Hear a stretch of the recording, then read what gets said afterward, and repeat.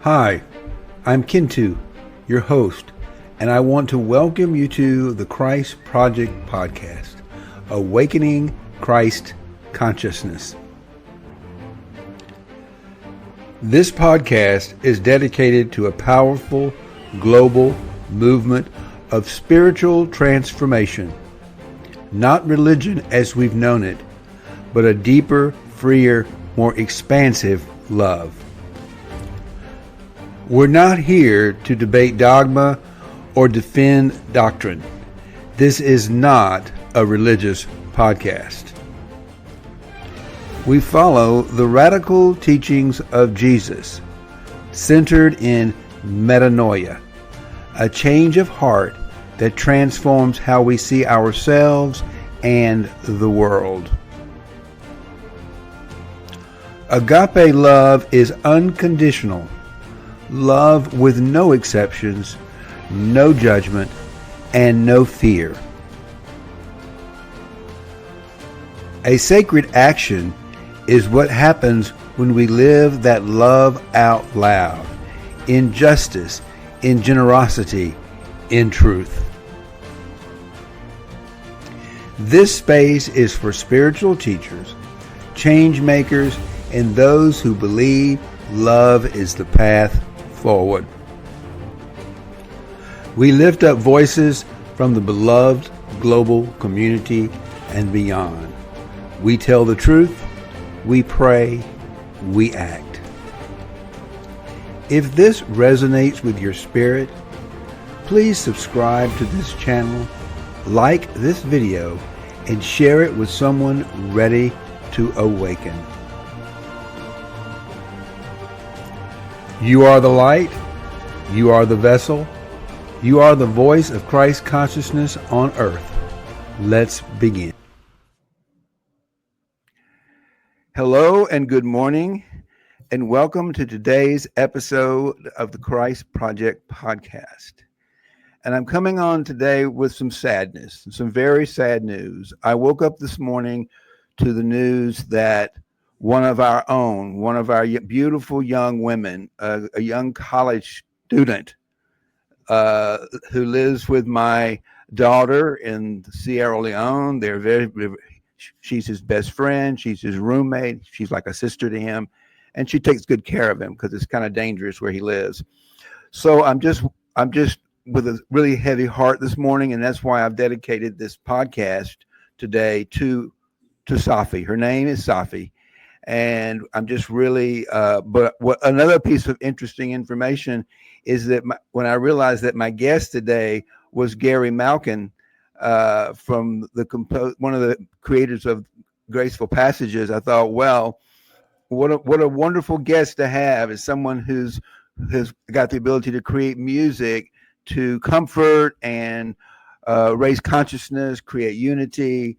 And so I'm just going to, he's an Emmy Award-winning composer, and I just thought, wow, this is divine orchestration to have him on our show today to help us dedicate this show to our friend Safi.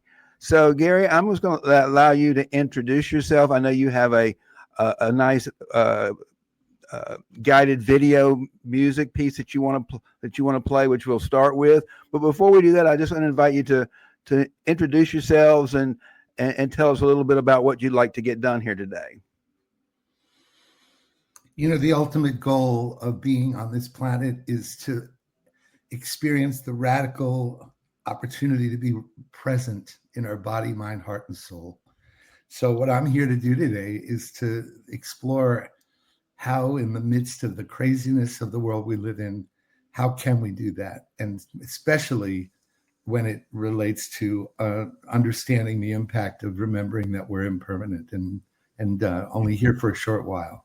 So if a few moments of awakening to the reality of our impermanence will allow us to drop into deeper presence, so be it. Okay, let me get this on the screen here. Hold on.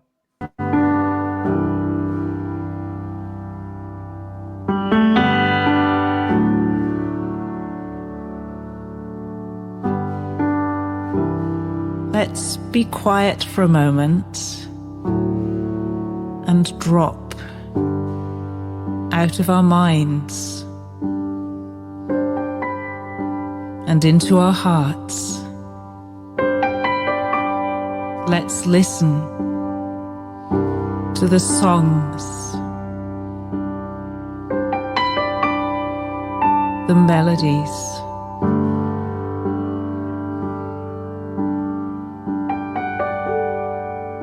the tunes that our hearts play, winging their way from each one of us to each other of us.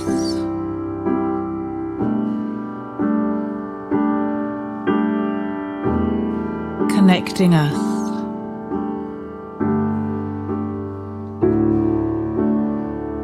Bringing us together.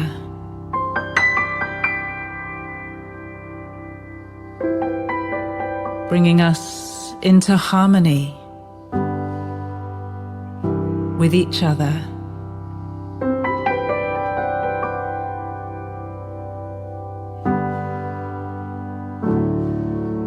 Bringing us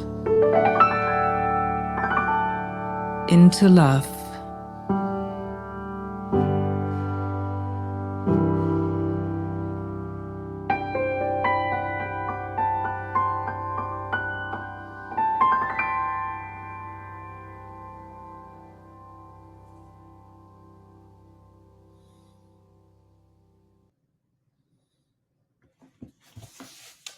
Can't hear you. Thank you. I had my microphone on mute so that you didn't have any background. I didn't want to do anything that might stand between that beautiful music and the listener. So that was just absolutely gorgeous. And I thank you so much for bringing that piece to sort of set the tone going forward. And what I'd like to know, first of all, and I'm going to let you talk about really whatever you want to talk about, but what I'd like to start with is, when did you realize in your growing up that this was your path, that you were here to bring music into the world, that you had this special gift to help to really change the world, to transform the world through your music? When did you realize that? I'd love to hear a little bit about where it all came from, where it got started. Well, Kintu, before we go there, I just want to exercise for all of us who are listening to take just 20 seconds and acknowledge the beautiful being that who has lost her life that you wanted to dedicate this show to. Because I believe that since we're interconnected at every scale, when we all gather our energies in reverence to a beautiful soul who you loved, we're all sending her on her way with greater love and compassion and her knowing she's never alone. So let's just take 10 seconds even just to honor her, and say her name out loud again. Let's take 20 seconds. I'm going to set a timer. Okay. She deserves 20 seconds. And remember, if we're all connected at the highest and at every scale, from the tiniest quantum to the largest galaxy, then she will feel this. So let's just drop. I know she will. Let's give her some reverence. Let's not even put a time on it. I'm going to just sit and feel into the stillness of the moment, connect with her, and let her know how much we love her and how much she's cared for. So thank you for that. Thank you for that. Let's just sit in some stillness, sit in the silence to heal.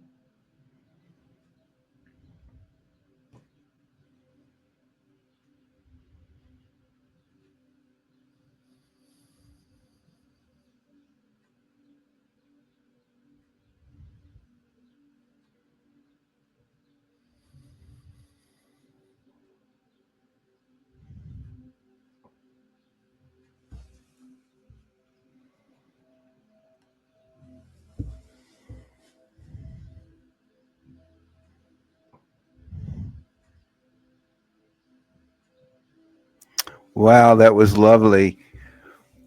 I gave us a little over a minute. I just felt so I connected. I needed to connect and slow Yeah, down. absolutely. And just to let you know that we've gotten some people across the screen who just want to let us know they're here. This is a member of our manifesting collective, Flory. Uh, Welcome. I'm glad you're here, Flory. It's nice to see you. Hello, Narib. If I got your name correctly, Narib John. Thank you. Glad you're here. Glad you can be with us today. So the tell me when you would like me to respond to your question. You can do it right this moment. I would love it. I would love to, when the guests, so people who just tuned in will know what the question is. I asked Gary to I let us can, know. I'm asking Gary. I just letting the audience know that what I asked you was, tell us about how you what made you realize, when did you come to the realization you had this special gift to help transform the world through your music? So I think it's really appropriate that we begin with silence because before we were bombarded with microwaves and cell phones and all the things in the field that we can't see, I really do believe that long ago we humans were equipped with the ability to be in the presence of silence without ever knowing anything of a pregnant pause or discomfort. My friend Thomas More, the author of Care of the Soul, who I love very much as a dear friend, just wrote a recent book called The Eloquence of Silence. And the music, there's a music in silence that actually awakens us to a higher state of understanding that we are part of everything, right?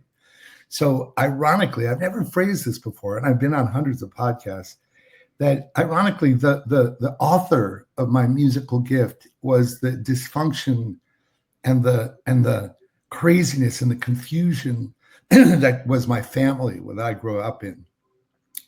And it was that I somehow came into this world with an innate understanding that I was born out of a unit of consciousness that was nowhere to be experienced in my family. And so looking back, and I've done a lot of inner work and rebirthing and a lot of processes that helped me go back to even what it was like in the womb of my mother. And it's quite a trip. It was quite a chaotic place inside that womb. And when I came in, I literally have felt like the first 5 years were sort of like I had to go underwater in order to survive. So one day when I was 5, and I've told this story many times, I was at a friend's house waiting for my mother to pick me up from a play date because we had just moved to a new little town. I didn't know the friend, and I was wandering around waiting for my mom and saw this shiny black thing, and literally just I remember being drawn to it, and it had these white and black things on one part of it, and I pressed the note on what was a piano, and instantly I felt like I could breathe for the first time in my life. I felt like I was coming up from underwater, like literally like, like presence of feedback, of honest reflection and authenticity in the beauty of sound itself had a purity and a clarity that was like what I had been longing since before I was born. And suddenly my left hand felt like it knew where it was going. And I started playing a melody and a harmony, and I'd never played before. And my mother walks in to pick me up, and the friend's mother said, he studies the piano. And my mother's in complete shock. I guess so. And she said, no. And she said, you better get that kid a piano, right? And what obviously presenced itself was that sense of being alone in underwater, unmet by the eloquence of presence, which is the sister to the eloquence of silence, right? Presence is the result of an integrated engagement with all of who we are. And I call it the 5 portals. There's a lot of other languages in maps, but for this 3D world, it being in a body, there's the intelligences, the portals of body, mind, heart, spirit. Spirit is direct access to source, Christ consciousness, and soul. Soul being intuitive and energetic and all that. I consider all of them as frequency specific, intelligence mechanisms, energetic mechanisms, that when they're not engaged, actually cause a lot of problems. And I found, thank God, music saved my life, that music, especially music that created joy, connection, or presence, and that's where I'm actually been at for the last 25 years. After being in Hollywood for 20 years, I left Hollywood to actually be on a quest to how does music have this capacity to dilate time and space so that we actually awaken to our innate wholeness, our awake grace consciousness. And when I was a young kid, the piano was my magical mystery carpet ride.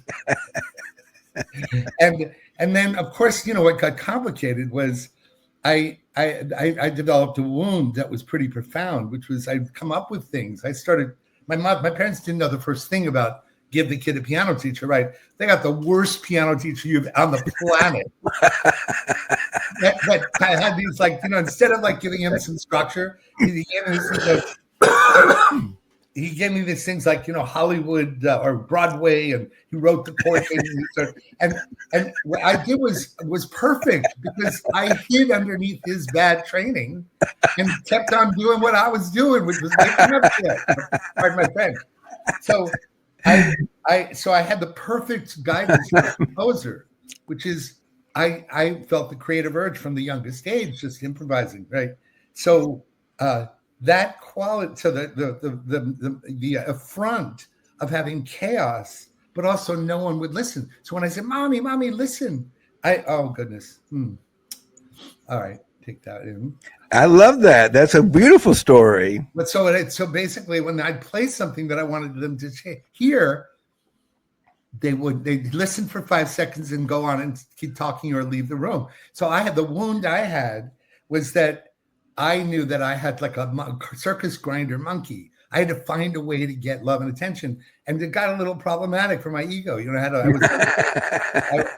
wanted to be validated for who you were, but people weren't buying your music, and you wasn't getting validated. Yeah. So so then I ended up getting very confused and also being a prodigy. Then I finally started studying classical music at around 12 years old, but I wanted to be Leonard Bernstein at 8 years old. So what I've evolved into after a very robust and successful career as a TV film composer, which was from 1979 roughly till 1998, I had the ability to create music that didn't only represent emotion, but it evoked a refined range of emotions. And so when I started to understand, and it happened very, very, when I was about 9-10 years old, I was at homesick from a day of school, and I watched The Miracle Worker, which was a movie I'd never seen before. And I was very young. It was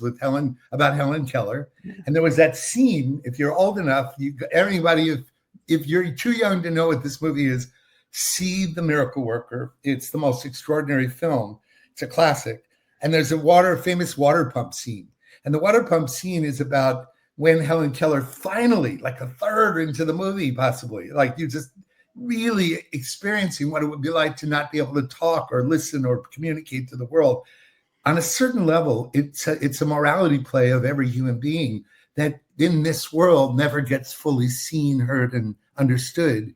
But in this case, she literally couldn't see, hear, and anything, right? And I started, because I was so tuned into music, there was that scene where the high string crept in very slowly in the early phase. And if you were tuned into music, you knew, wait a minute, something's about to happen.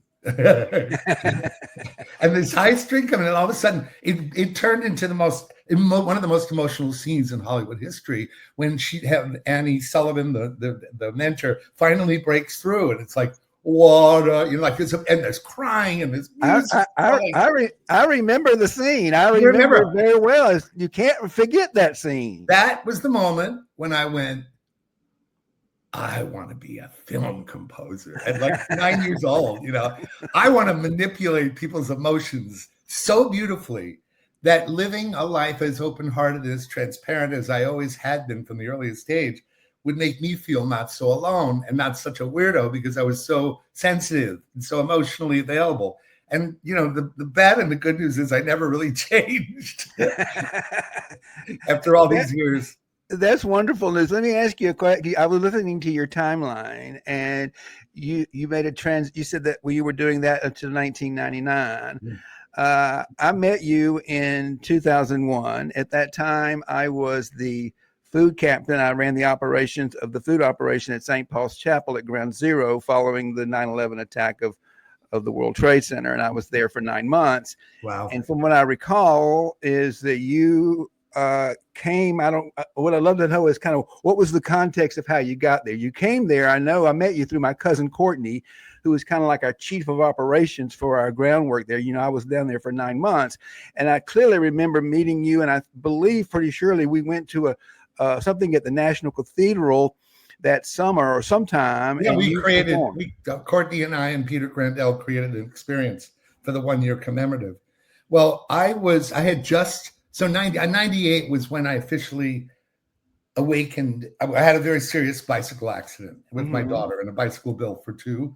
I had a face plant and 50 stitches in my nose, 30 stitches in my chin, and 18 fractures in my wrist. I didn't know if I'd ever play the piano again. And talk about an ego death, right? And then a month later, my wife decides that she's in love with someone else and wants to leave me. So I had one of those moments of Job. And it was during that accident that I had started a project where Michael Stillwater, a pioneering sacred devotional chant and spontaneous song healer, who I've known since the mid-'70s, said, Gary, I'm singing at the bedside of people who are dying, and miracles are happening because everybody's completely not admitting that the person's dying. You're going to be fine. You're going to be fine. And the hospice workers are in it, and the whole family is completely paralyzed with fear. And the elephant in the room is that nobody's admitting it's happening. And he'd walk in, and he spontaneously creates devotional and beautiful, heart-opening music and song. And within minutes, the person who's being cried over dies, and everybody cracks open, and the music made everything move, right? And then he had a George Soros grant was being offered for an artistic response to the end of life. And he said, if I were dying, I know whose music I would want to hear. And that was yours, Gary. Can we co-create something? So I was at the time of, I was Emmy Award-winning, the biggest music production in the company in the Bay Area. And I've done over 1,000 commercials and 20 feature films and 100 documentaries and 30 albums. And I worked my ass off because I was trying to prove to my father that I was a big deal, weren't you, buddy? I wanted my dad to know that I was going to be successful because he never really respected the boy that I was so confusing to him.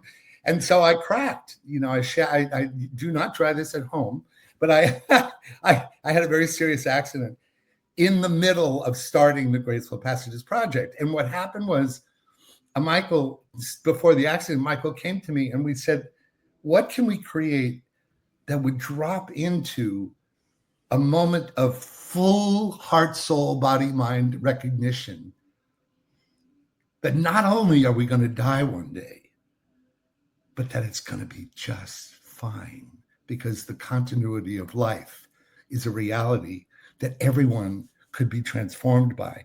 Because when you have a direct experience that life continues just in another form, everything goes to grace. And we've seen it now because this work that emerged out of that period, that's when the accident happened, the music that Graceful Passages emerged as was the music that I used. I composed with my right hand because my left hand couldn't work, that I used to heal the grief of this horrible accident and the loss of my marriage. And the reason why the music is so darn amazing, because it's amazing to me, is it came out first take, unlike anything I've ever done. And it took me 2,000 hours, 150,000 and a full orchestra and 3 years to create the whole work. But essentially, just so everybody understands this, the art of film scoring is an esoteric aesthetic art form that people don't understand is profound, because the art of film scoring, try to see Close Encounters of the Third Kind without music, right? Or any movie without music. boring. Right? Well, so what happens is nobody's ever taken embodied,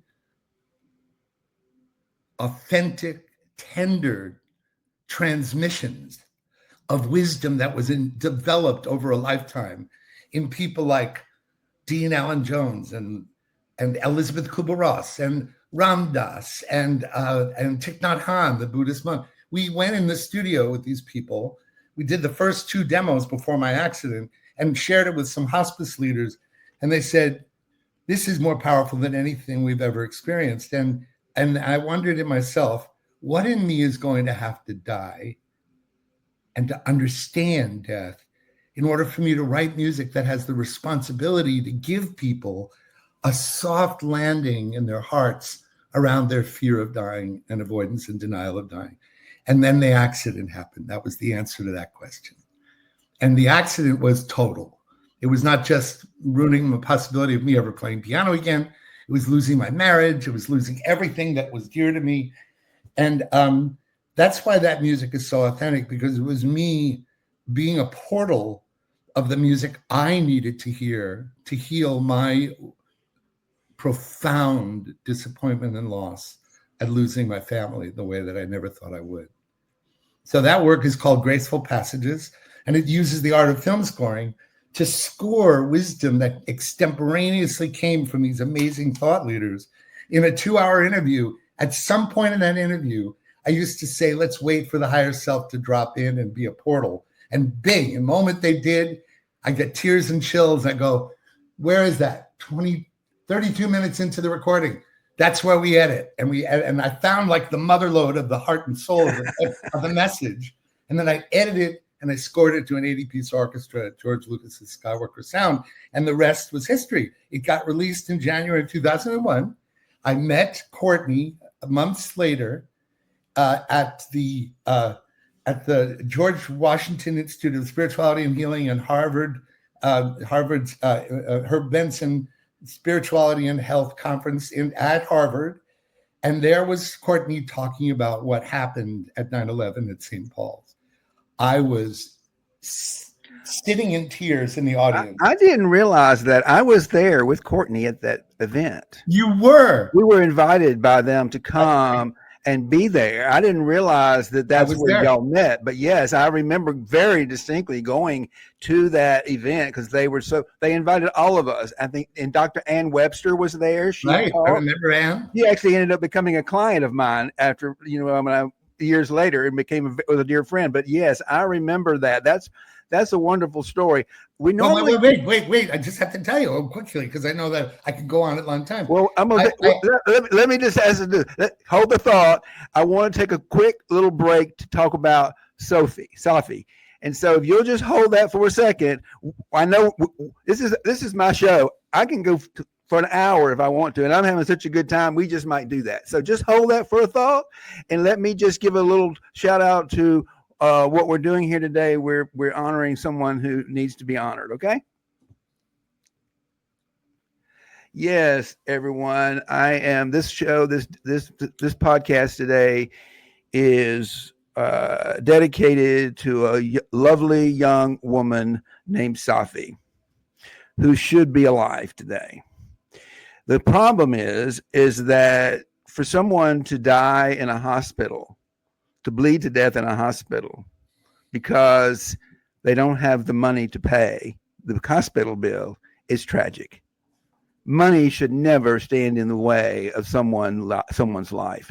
And unfortunately, that seems to be the direction some of the people in our country are trying to take us by taking away our Medicare or our Medicaid. People need this help. And so one of the things, what we're doing at the Diamond Mine Academy is we have something called Return to Agape, and we are raising money to help give people basic needs to live. And you have to participate. You have to be a member of the community. And I won't go into all of that, but you have to be able to understand what manifest, because that's what we're teaching. We're teaching them how to manifest. We're teaching them. We're not giving them money. We're teaching them how to fish, basically. So she's a member, and her aunt and my daughter are both members of that community, and she was my daughter's best friend and roommate, etc. And she should be alive today, and she's not, because she bled to death in a hospital in Sierra Leone, because we didn't have money to pay her bill. And that's what happens when you don't have a government structured system that cares about its people, that cares about their welfare, that puts money before people's lives. And I just want to ask that if you would, we're looking to raise $10,000, which I know is bold, but that's the kind of money we need to help buy food. Because a lot of people, if you're LGBTQ in Africa, or if you're living in a refugee camp, then they really need our help. And we do have about 7 or 8 members in our community that are living in a refugee camp. And so we are their lifeline. Inside that camp, there is nowhere to buy. There's no medicine, and malaria and typhoid are rampant. There is no money for food, clean water, and then medical emergencies, which come up all the time. So on the screen is my QR code for my Venmo account. I would be so grateful if you would scan the code and go and make a donation today to in honor of Safi. If you're not looking at the screen, my handle is @Martin-Coward-1. Again, that's @Martin-Coward-1. And we would love for you to make a donation in honor of Safi and in memory of her. Okay. Thank you. Now, Gary, let's cut back to the show, and I want to go back to your conversation about how we met in Boston with Courtney.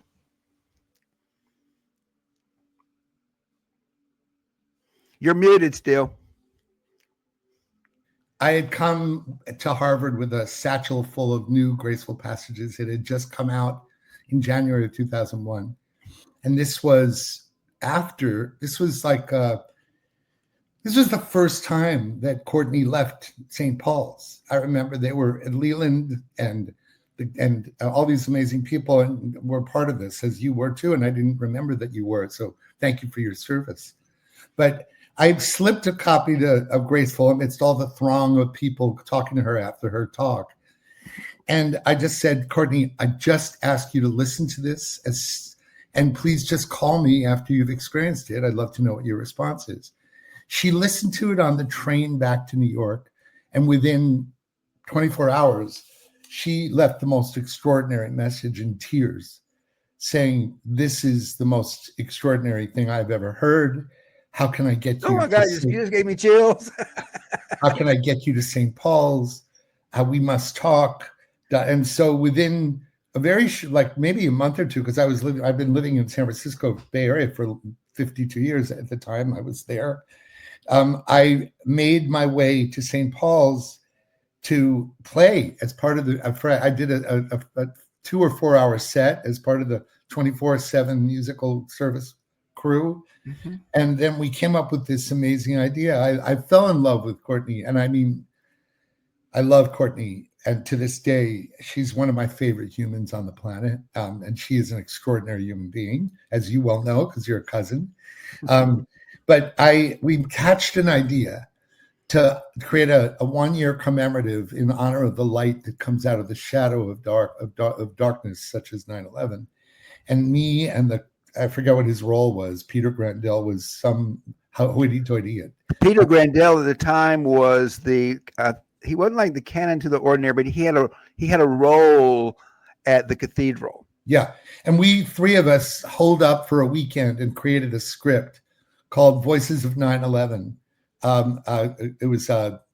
It was very, and I had a palette of such extraordinary nature. And we created a beautiful event that included the Howard University African American Choir and a couple of singer-songwriters and 2 storytellers and singer-songwriters. And we created a scripted thing. To this day, I have an incompletion in my bucket list which is Morgan Freeman and Audra McDonald being the storytellers and doing a massive event at the Kennedy Center that is honoring the 25th anniversary, which is coming up, I guess, or maybe it's a year away. But to this day, the script that we created that collected poetry and songs and amazing tribute to the spirit that comes out of people when darkness like this happens. To this day, I want that property, that experience, to be on nationally televised and co-created. But that's how I met Courtney. We created something together, and we've been friends ever since. And since then, she and I have been always exploring how can we, and she's the reason I've fallen in love with the Episcopal religion, because, or at least the institution of the Episcopal Church, because I have been very involved in creating many events, all about unity consciousness and multi-denominational spirituality at Grace Cathedral for 25, 30 years now. And so when I realized the Episcopal Church was, of all the organized religions, was the one that celebrates our unity and diversity. But Courtney and I kept on trying to explore, how can we create, what was the word she used? It's a very common word in the Episcopal Church, but an expanded liturgy, an expanded experience that offers a direct experience of the spiritual, rather than an attachment to the dogma and the words and the hymns that so many people go through the motions, but they don't have a direct experience of God. Well, music can assist that, especially when you combine it with unique ways, that the way I've done with Graceful Passages and Wisdom. So that really set me on a course that helped me realize that all along my journey with Hollywood was about trying to prove to my dad and the world that I wasn't dismissible and that I was going to be successful in his eyes. And of course, I loved creating music for opening people's hearts. And that started from the very beginning of my career. One of my first earliest films was when I was in 1981. I was only 28, where I did a film on anti-nuclear energy called Dark Circle at opening night at Alice Tully Hall in New York City. And that was when I realized, oh my God, music is, for films, so much more than just entertainment. It's a tool to move people from despair to hope. And that is everything, to come into a place of possibility. And that's what my life's been career. In Hollywood, I did it with endless amounts of social responsible media to wake people up. But then when I had this accident and we created this work, Graceful Passages, when it was released in 2001, it was called by, you remember that Terry Schiavo case where I do. She was on life support and they wanted to The head hospice nurse of Terry Schiavo's situation that kept all the news outside of the hospice building was playing Graceful Passages and the music of Graceful Passages 24/7 for months. And I didn't know this. When she finally met me at a hospice conference that I was speaking at, the National Hospice and Palliative Care Association, she said, Graceful Passages. I memorized it. I said, what is it about Graceful that you used, the music or the spoken word? Because this work has now touched over 1 million people, reframed death as a part of the cycle of life. She said, quote, I love this quote, Graceful Passages is the most powerful non-pharmacological intervention for alleviating fear and avoidance and denial around serious illness and the end-of-life process. And that has given me the credibility to speak all over the world around a new role that music can play. Because, and I know I go on too long, but I'll just finish this. I respect and love and honor the music therapy world. But the problem I have with it is, just like its medicine it supports, which is a very reductionist, mechanistic, symptom-only based system, music therapy has become one of the fastest modalities ever to evolve in the world because it mimicked the reductionist, mechanistic, symptom-only process of trying to heal symptoms. It doesn't, to my knowledge, I might be wrong, it doesn't recognize the quantum emotional tonality of the field that impacts healing to everyone around the patient. They don't understand that music can actually shift and elevate a vibrational frequency in the room that will change everything over time if you move everybody from fear to love. And that's what Graceful Passages does. It creates an experience. And most people listen to just the music because the music is watermarked the spoken word in the music, because I listen to the words, and the portal of me, who was a gaping hole of a wound when I was suffering from the accident of my wife, I just scored the words, and the words became watermarked emotionally into the music, if that makes sense. And out of that, people, it's over 1 million people have reframed death as a part of the cycle of life. And frankly, if there was only a year to live, the only thing I'd want to do is to give 100 million people a direct, more than cognitive understanding, because everybody understands that we're going to die, but nobody knows, really feels and understands that we really are going to disappear. They also don't understand that we really are the universe itself, and that while our body is going to die, our spirit continues to live, and when we get rid of our fear of death, then we're free to live. I think you just answered my question, by the way. The next question I have, because I do want to be kind of honoring about a 30-minute time frame, but I'm not concerned. But I do want to get this in. The question I wanted to give, because we are living in some very dark times right now in the world. I mean, this is a very dark night of the soul, and I think that the question I was going to ask is what can you give people to take home with that they can do to help them get through the dark night of the soul we're all living in the world today? And I would say, so somebody who's personally has gone through the transformational experience from listening to Graceful Passages many times, I think you just answered the question, and that would be to go and get Graceful Passages and listen to it. And the timing of it right now is critical, and I'd love for you to comment a little bit on that as a way to heal and to navigate through this really challenging time for a lot of people. Thank you. Well, first of all, in order to get the experience of Graceful Passages music, you have to go to any of the streaming sites, because I can't stand it's only available right now on streaming, but because the CDs are no longer in our culture, but the first thing, the music only is under the banner of a product called Unspeakable Grace, the music of Graceful Passages. And then you can get it anywhere, right?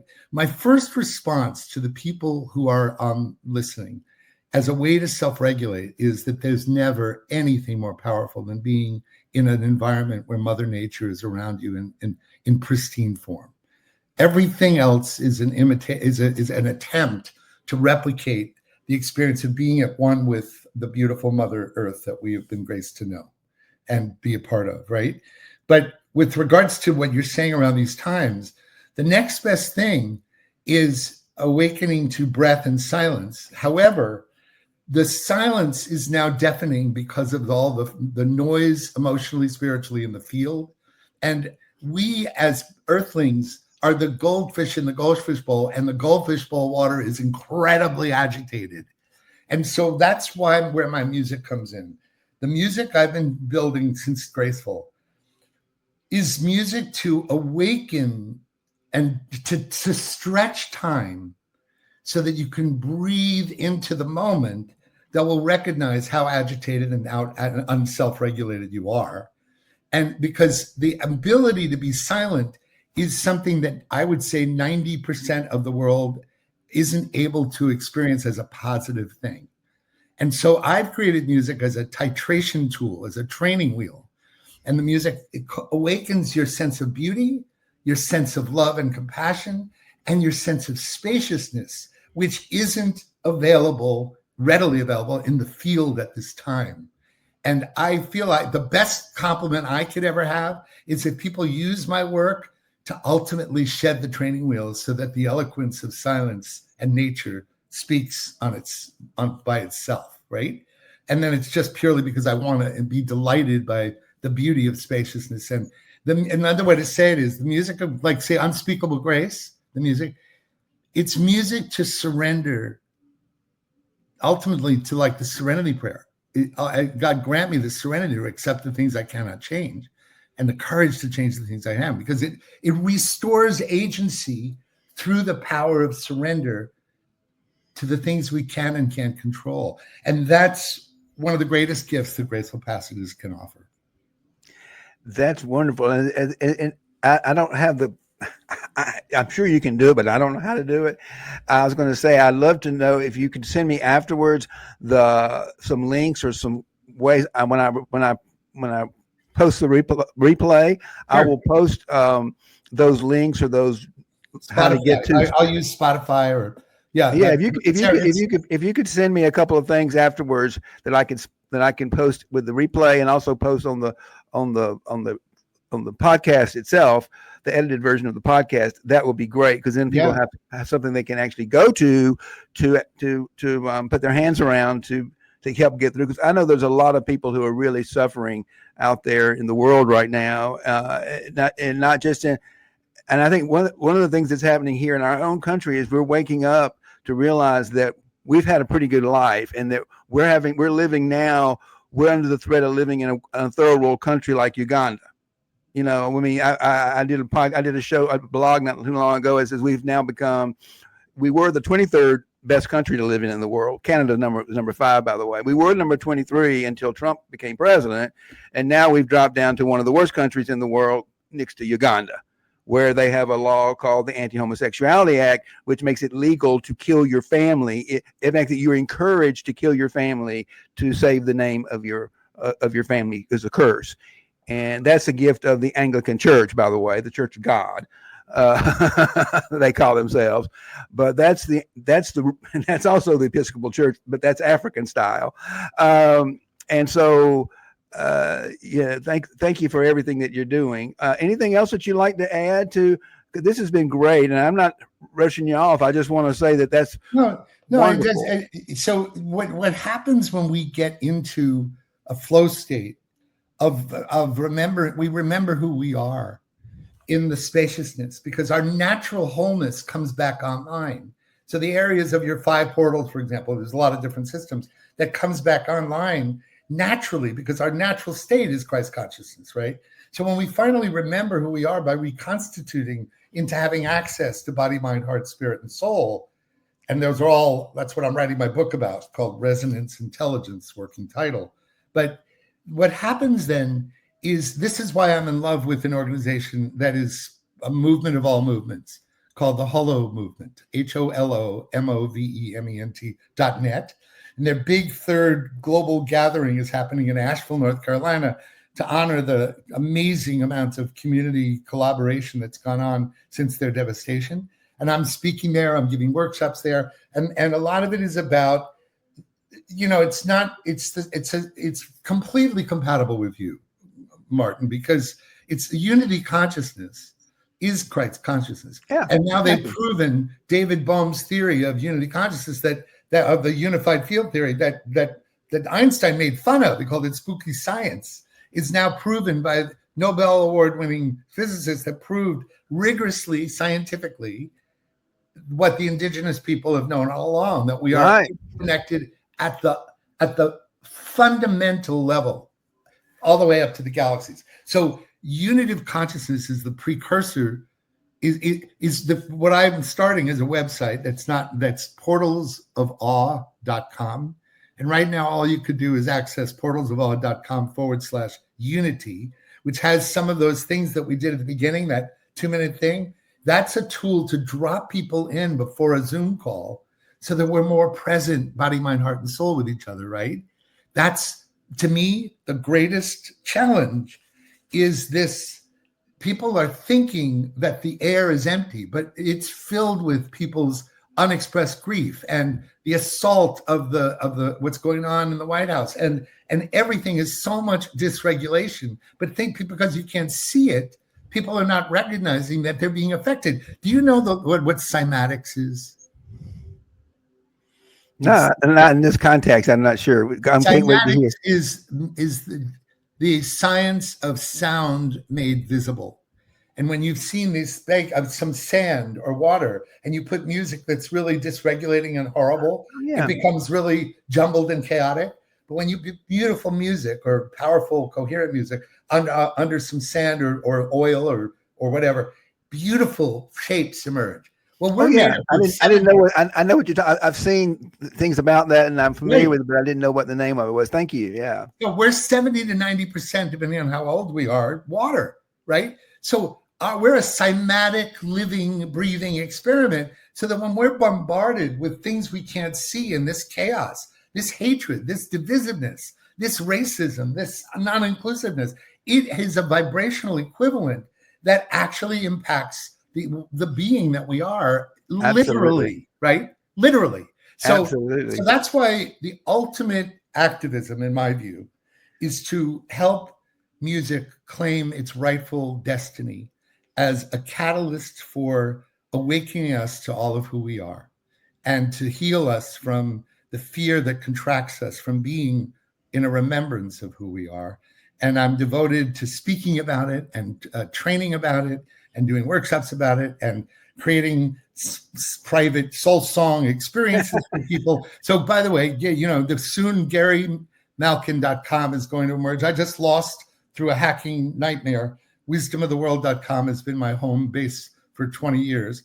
And it's going to be torn down in a few days because of being hacked. And it's a death that I have to accept as the next step in my evolutionary process, right? Yeah. Not when shit happens, it's hard to embrace it as grace, but that's what we're being asked to do, right? Yeah, that's right. Because life happens for us, not to us, is what I always say. But be careful what you say, because then you have to live it, right? You have to live in that. Let me say this about that then. So I would love it if when you get your website up, will you please come back and be a guest on my show, and we'll talk about that, because then you get people some really.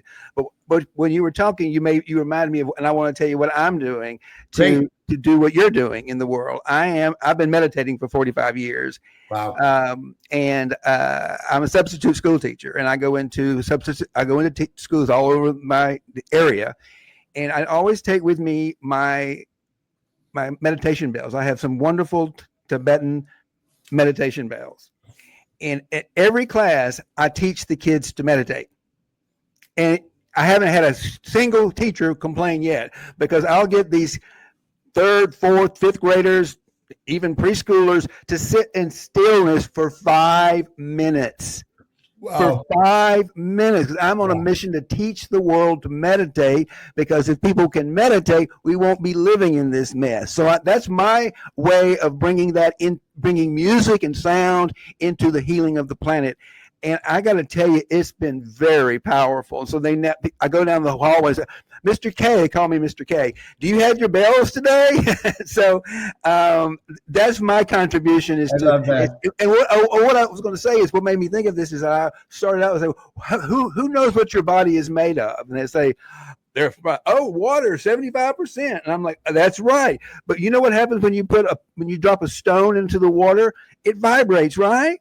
So this is what these bells do. I'm trying to make them understand what's going to happen. That's what cymatics is. You're going to hear sound coming into your ear. You're going to hear it. And then these magic bells, that sound is going to magically vibrate in all that water. And you're going to wake up to something brand new inside of yourself. So you ready? I love that. Also, I just want to give a shout out to my friend Corinne Winter, who has a meditation for elementary school programs all over the Northeast and in Northern California, called missionbe.org, which has organized curriculum for integrating meditation into elementary school. So you should know her, because she's doing what you I'd love to meet her. Maybe I'll have to have her on my show. Oh, you should. Yeah, you should. She's great. Please introduce me to her. She sounds exactly like, because she could probably give me some tips on how to be better at it. Yeah, missionbe.org. Corinne is the founder, and I'm a beloved friend. So yeah, she lives in Long Island somewhere. So yeah.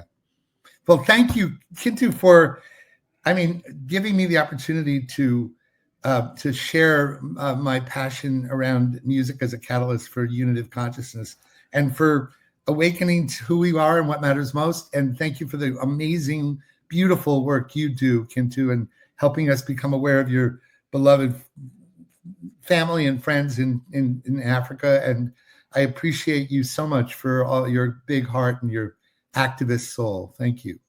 Well, thank you for saying that, and I appreciate you. And it's so funny that after all these years, we met in that and after the aftermath of 9/11, and now we're back here in this another different, more global dark night. And I appreciate you coming in here. This is all divinely orchestrated, I know.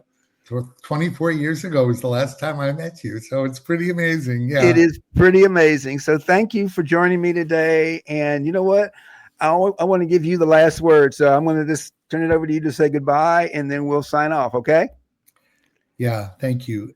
Hey, everyone, if you want to take even an ounce of this home, what I would like you to do is cultivate the witness within that notices what you're listening to, and to take a breath and remember that if you're listening to something that is not exactly what you'd want to put in your consciousness, turn it off and actually find ways to listen to yourself and to look for places of beauty that will bring you comfort and love and gratitude. And notice that the world is right now needing you to be the only unconditional parent you'll ever have, which is within you, and stop subjecting yourself to things that are reinforcing the chaos, and cultivate the peace that is who you are.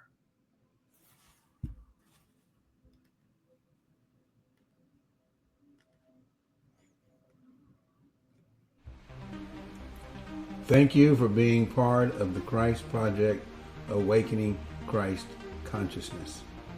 This journey is sacred, and I am so grateful you're walking it with us. Together, we're awakening Christ consciousness through metanoia, agape love, and sacred action. You are the light, you are the vessel, you are the voice of transformation.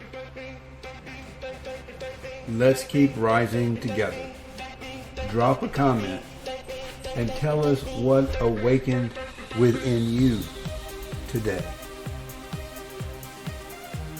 Please like this video, subscribe to our channel, and share this message of awakening.